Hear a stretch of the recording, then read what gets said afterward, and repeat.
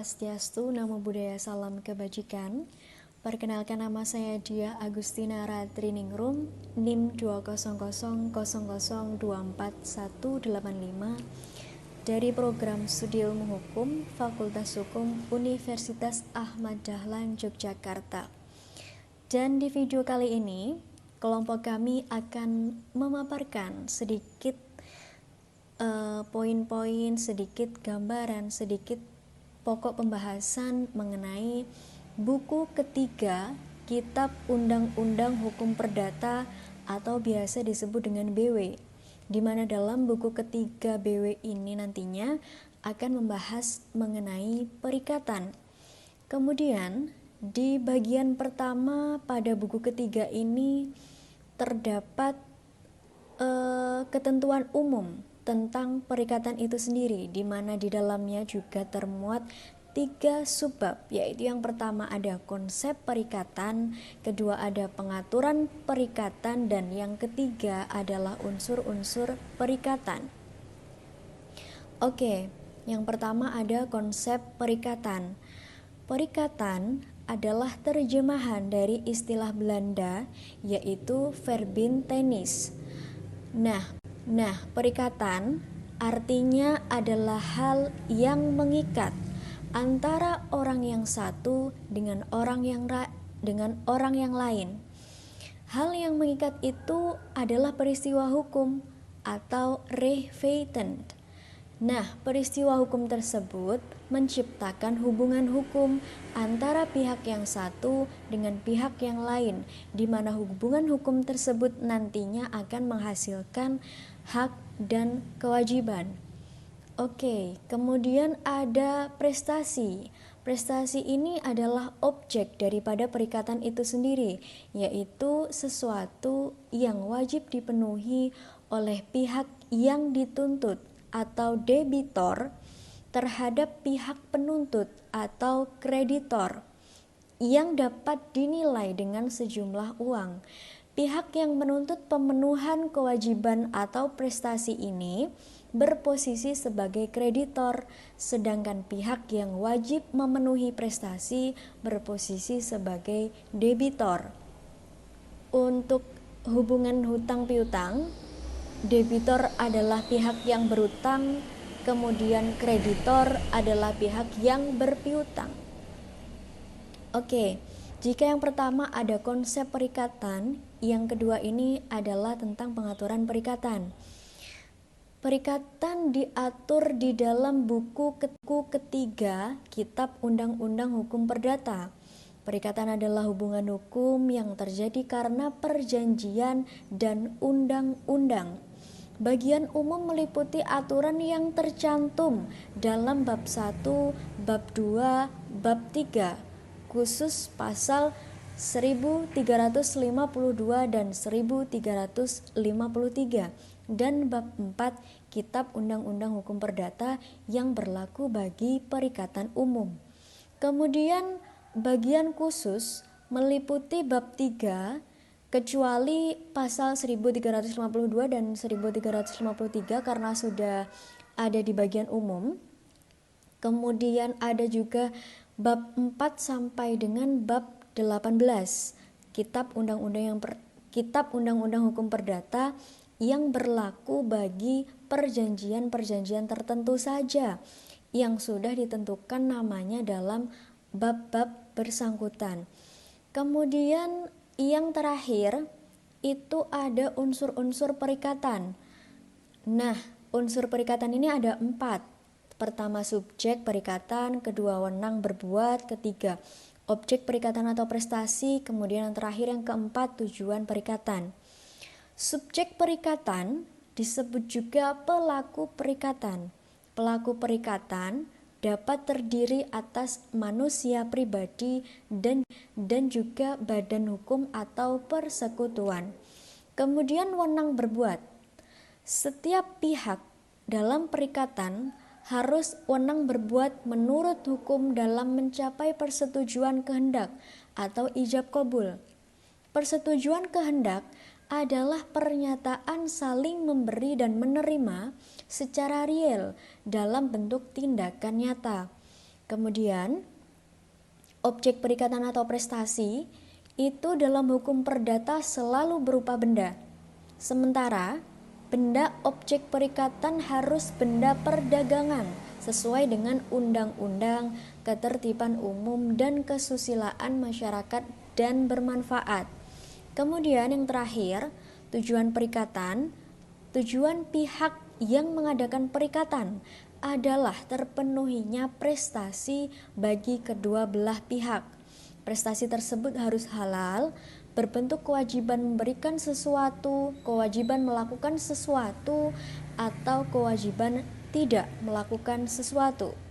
Terima kasih.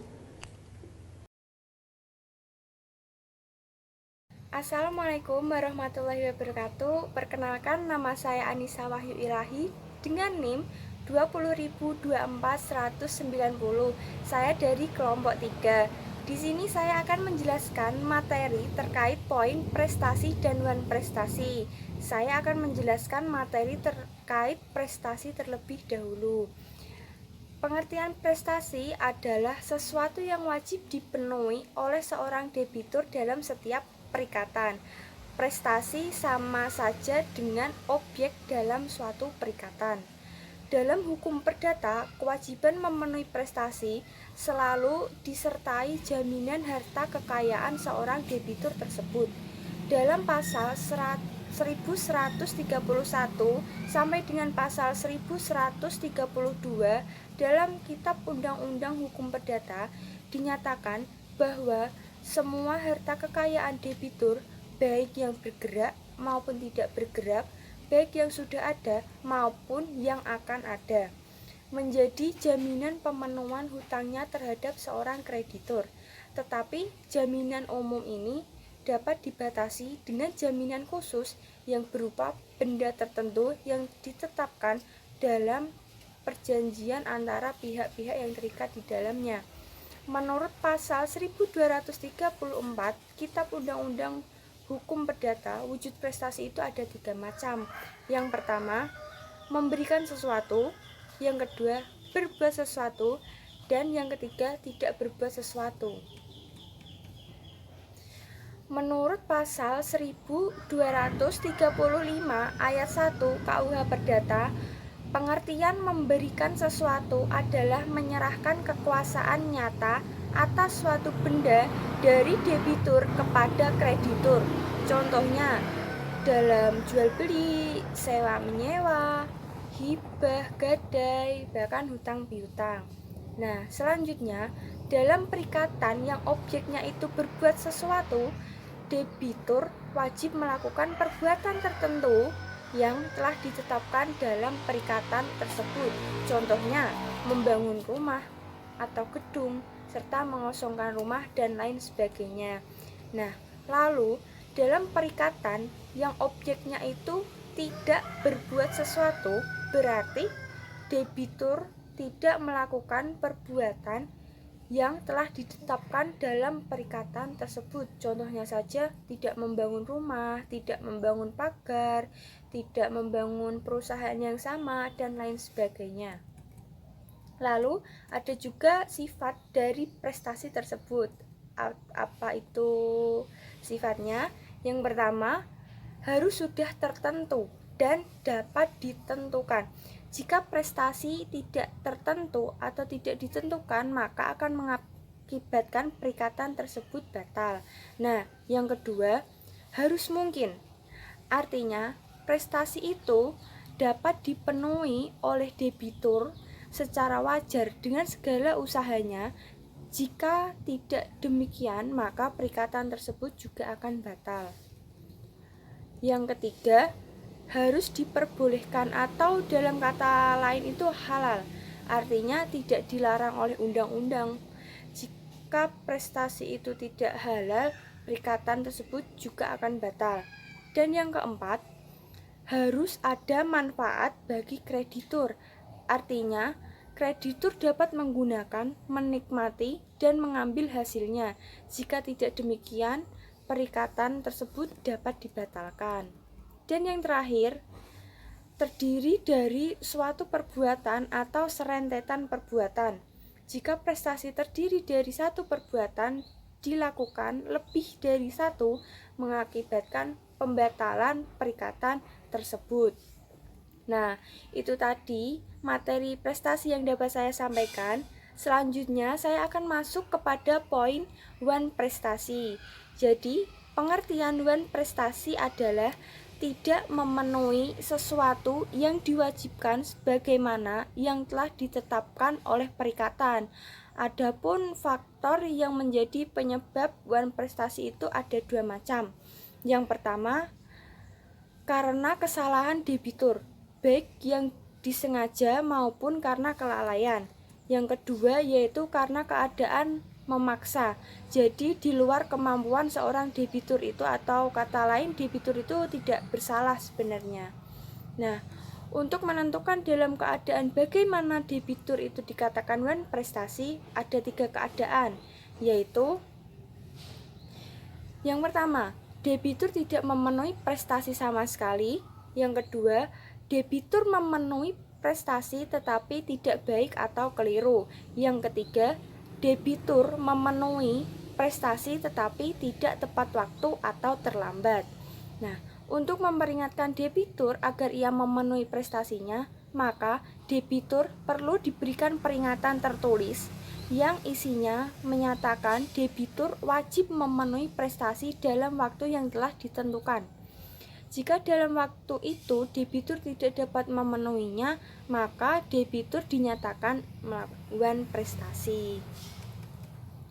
Nah, peringatan tertulis dapat dilakukan secara resmi atau dilakukan melalui pengadilan negeri yang berwenang dengan perantaraan jurusita menyampaikan surat peringatan tersebut kepada seorang debitur disertai dengan berita acara penyampaiannya, dan dapat juga secara tidak resmi, misalnya melalui surat tercatat, telegram, atau disampaikan sendiri oleh kreditur terhadap debitur dengan tanda terima. Surat peringatan ini disebut dengan Ingebrigtstelling.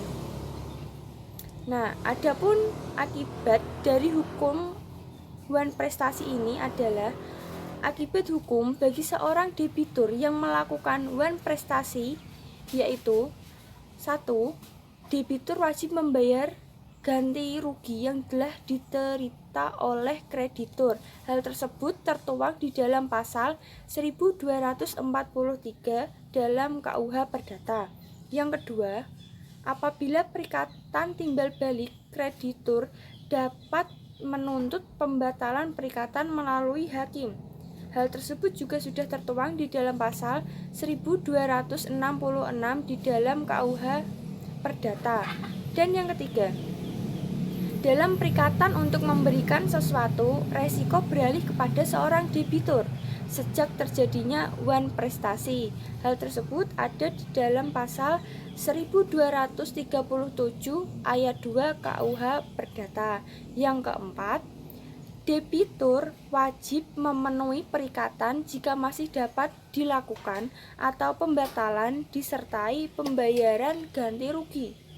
Hal tersebut diatur dalam pasal 1267 dalam KUH Perdata. Dan yang terakhir, yang kelima, debitur wajib membayar biaya perkara jika diperkarakan di pengadilan negeri dan debitur dinyatakan bersalah. Jadi sekian penjelasan mengenai one prestasi yang dapat saya sampaikan. Sekian juga materi yang dapat saya sampaikan terkait prestasi dan one prestasi. Untuk materi selanjutnya akan dibahas oleh rekan saya. Terima kasih. Assalamualaikum warahmatullahi wabarakatuh. Perkenalkan, nama saya Devi Alediana. Di sini saya akan menjelaskan materi tentang jenis-jenis perikatan. Menurut Profesor Subekti, dalam bukunya yang berjudul Pokok-pokok Hukum Perdata, terdapat 6 jenis perikatan. Yang pertama ada perikatan bersyarat. Perikatan bersyarat adalah suatu perikatan yang digantungkan pada suatu kejadian di kemudian hari, yang mana masih belum tentu akan terjadi. Contohnya, apabila saya berjanji pada seseorang untuk membeli mobilnya, tetapi jika saya lulus ujian. Nah, di sini dapat dikatakan bahwa jual beli hanya akan terjadi jika saya lulus ujian. Yang kedua, ada perikatan yang digantungkan pada suatu ketetapan waktu. Perikatan yang digantungkan pada suatu ketetapan waktu adalah suatu hal yang pasti akan datang, meskipun mungkin belum tentu dapat ditentukan kapan datangnya. Contohnya, meninggalnya seseorang. Yang ketiga, ada perikatan yang membolehkan memilih atau alternatif. Suatu perikatan di mana terdapat dua atau lebih macam prestasi, sedangkan kepada si berhutang diserahkan yang mana ia akan lakukan. Contohnya, ia boleh memilih antara memberikan kuda atau mobilnya atau uang 1 juta rupiah. Yang keempat, ada perikatan tanggung-menanggung. Suatu perikatan di mana beberapa orang bersama-sama sebagai pihak yang berhutang berhadapan dengan satu orang yang menghutangkan, atau sebaliknya. Beberapa orang sama-sama berhak menagih piutang dari suatu orang. Namun, belakangan ini dalam prakteknya sedikit sekali yang ditemukan. Yang kelima, ada perikatan yang dapat dibagi dan tidak dapat dibagi. Suatu perikatan dapat dibagi atau tidaknya tergantung pada kemungkinan tidaknya membagi prestasi. Persoalan tentang dapat atau tidaknya dibagi suatu perikatan jika salah satu pihak dalam perjanjian telah digantikan oleh beberapa orang yang biasanya terjadi karena meninggalnya salah satu pihak, yang menyebabkan segala hak-haknya digantikan oleh ahli warisnya. Dan yang terakhir, ada perikatan dengan penetapan hukuman. Untuk mencegah si berhutang melalaikan kewajibannya, banyak perjanjian yang menggunakan suatu hukuman apabila si berhutang tidak menepati kewajibannya. Hukuman ini biasanya berupa pembayaran kerugian yang sejak semula sudah ditentukan oleh para pihak yang membuat perjanjian. Sekian materi dari saya. Wassalamualaikum warahmatullahi wabarakatuh. Assalamualaikum warahmatullahi wabarakatuh. Perkenalkan, nama saya Putri Asyarianingrum, NIM 20.24009. Di sini saya akan menjelaskan mengenai perbuatan melawan hukum. Perbuatan melawan hukum diatur dalam buku 3 Kitab Undang-Undang Hukum Perdata pasal 1365 sampai 1380 KUH Perdata, termasuk ke dalam perikatan yang timbul dari undang-undang. Menurut pasal 1365 KUH Perdata, yang dimaksud dengan perbuatan melawan hukum adalah perbuatan yang melawan hukum yang dilakukan oleh seseorang yang karena salahnya telah menimbulkan kerugian bagi orang lain. Pengertian perbuatan melawan hukum dalam pasal 1360 KUH Perdata tidaklah dirumuskan secara eksplisit. Pasal 1365 KUH Perdata hanya mengatur apabila seseorang mengalami kerugian karena perbuatan melawan hukum yang dilakukan oleh orang lain terhadap dirinya, maka ia dapat mengajukan tuntutan ganti rugi kepada pengadilan negeri. Jadi, pasal tersebut bukan mengatur mengenai onrej matgadat, melainkan mengatur mengenai syarat-syarat untuk menuntut ganti kerugian akibat perbuatan melawan hukum. Sebelum adanya Ares Hokrat tanggal 31 Januari 1919, perbuatan melawan hukum diartikan sebagai tiap perbuatan yang bertentangan dengan hak orang lain yang timbul karena undang-undang atau onwet matik.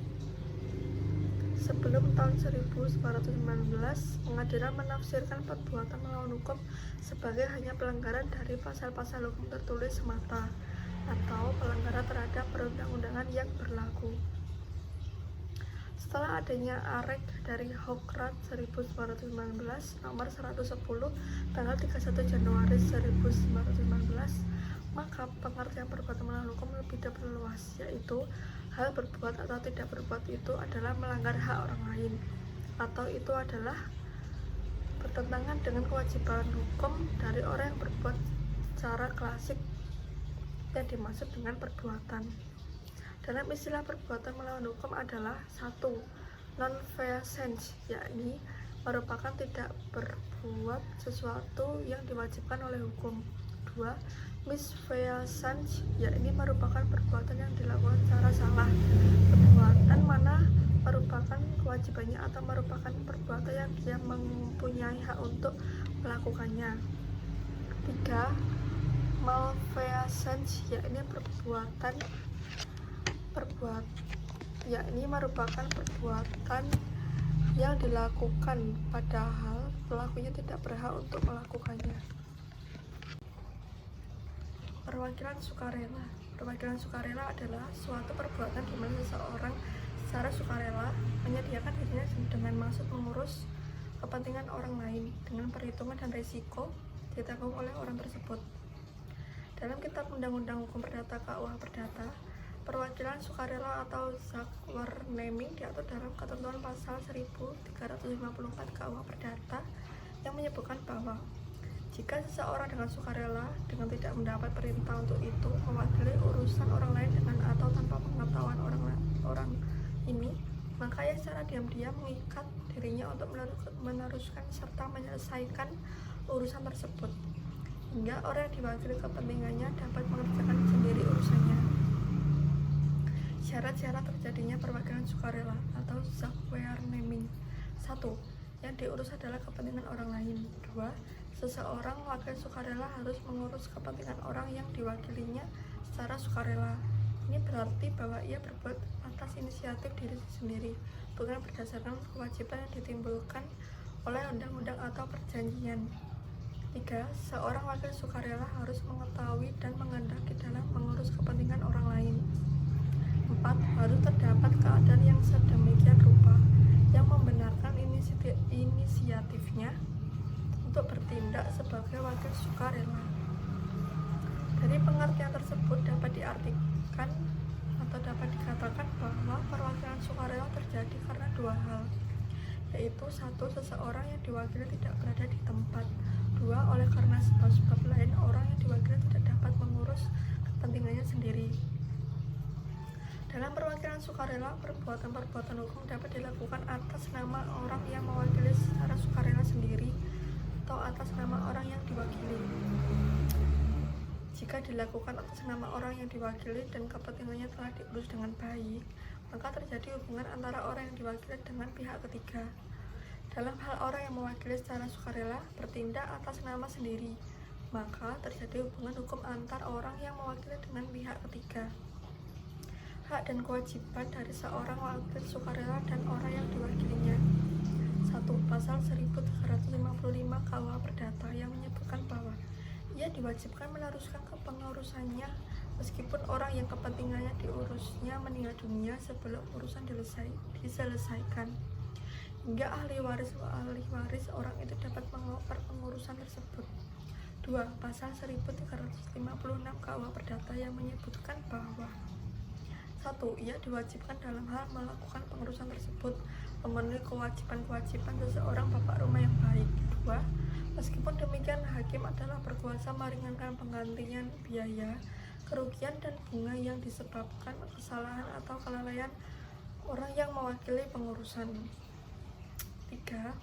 Pasal 1357 KUH Perdata yang menyebutkan bahwa pihak yang kepentingannya diwakili oleh seorang lain dengan baik diwajibkan memenuhi perikatan-perikatan yang diperbuat oleh si wakil itu atas namanya, memberikan ganti rugi kepada si wakil itu tentang segala perikatan yang secara perseorangan dibuatnya, dan mengganti segala pengeluaran yang berfaedah atau perlu.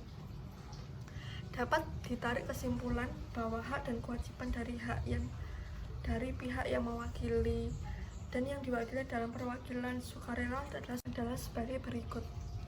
1. Seseorang wakil sukarela dalam melakukan pengurusan harus bertindak sebagai bapak rumah tangga yang baik. 2.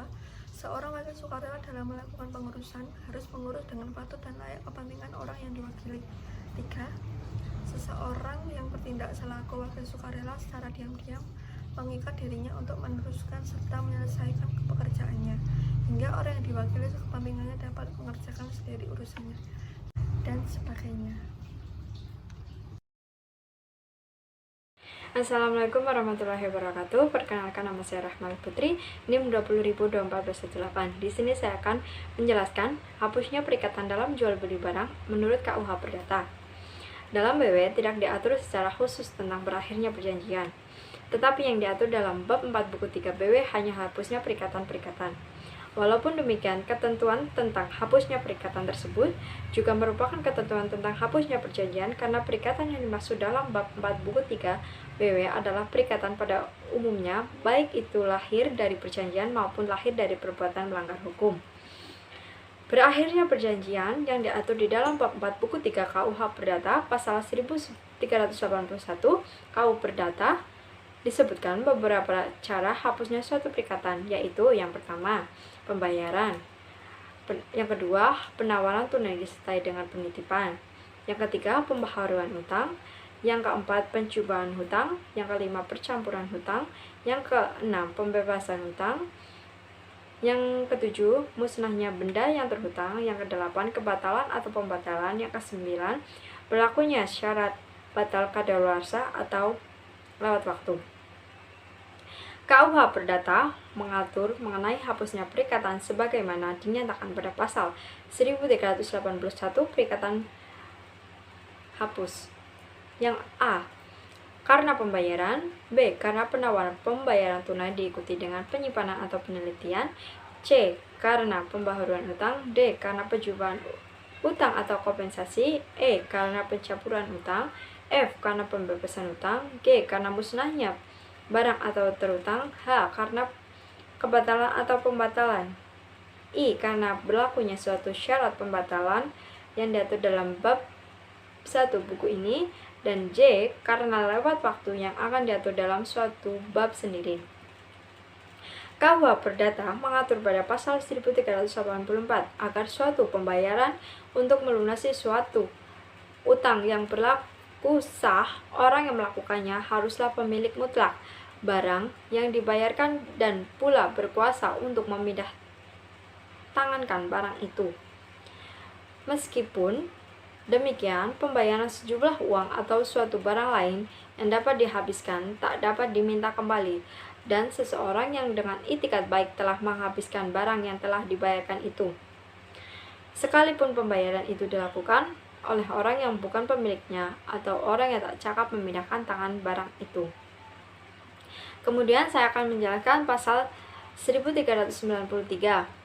Pembayaran harus dilakukan tempat yang ditempatkan dalam perjanjian. Jika dalam perjanjian tidak ditempatkan suatu tempat, maka pembayaran mengenai suatu barang yang sudah ditentukan harus terjadi di tempat barang itu berada sewaktu perjanjian dibuat. Pasal 1445, jika barang yang terhutang musnah, tak lagi dapat diperdagangkan atau hilang di luar kesalahan debitur, maka debitur jika ia mempunyai atau tuntutan ganti rugi. Pasal 1449, perikatan yang dibuat dengan paksaan, penyesatan atau penipuan menimbulkan tuntutan untuk membatalkannya. Perbedaan hapusnya perikatan dengan hapusnya perjanjian. Yang pertama, cara hapusnya perjanjian berbeda dengan hapusnya perikatan. Yang kedua, hapusnya perikatan belum tentu menghapuskan suatu perjanjian, kecuali semua perikatan-perikatan yang ada pada perjanjian tersebut sudah hapus. Sebaliknya, hapus suatu perjanjian. Cara hapusnya perjanjian, yang pertama, karena tujuan perjanjian sudah tercapai. Yang kedua, dengan persetujuan kedua belah pihak sesuai dengan pasal 1338 ayat 2 KUH Perdata. Yang ketiga, karena ketentuan undang-undang, misalnya pasal 1601 KUH Perdata tentang perburuhan. Jika si buruh meninggal, maka perjanjian perburuhan menjadi hapus. Berakhirnya perikatan karena undang-undang adalah yang pertama, konsignasi, yang kedua, musnahnya barang terhutang, dan yang ketiga, kadaluarsa. Berakhirnya perikatan karena perjanjian adalah pembayaran, novasi atau pembaruan utang, kompensasi, konfusasi atau pencampuran utang, pembebasan utang. Demikian penjelasan dari saya tentang hapusnya perikatan dalam jual beli barang menurut KUH Perdata. Terima kasih. Wassalamualaikum warahmatullahi wabarakatuh.